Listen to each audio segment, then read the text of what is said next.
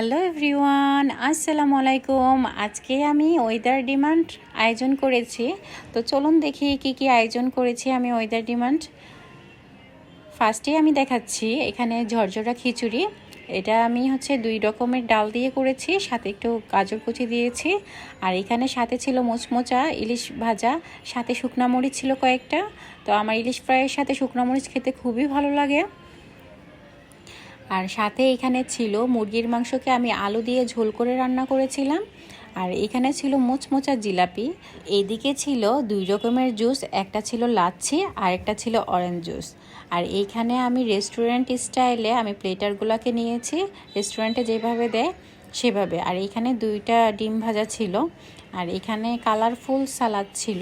আর এদিকে ছিল মজাদার একটি ডেজার্ট আইটেম, এটা লাচ্ছা সেমাইকে আমি একটু অন্য স্টাইলে করেছিলাম। তো এই ছিল আজকে আমাদের ইফতারের আয়োজন। আর লাস্টের দিকে আমি আমার প্লেটারটাকে কিভাবে সাজালাম সেটা আমি আপনাদের কাছে শেয়ার করলাম। এই যে আমি আমার প্লেটারটাকে ঠিক এভাবে সাজিয়ে নিয়েছিলাম। Thanks for watching.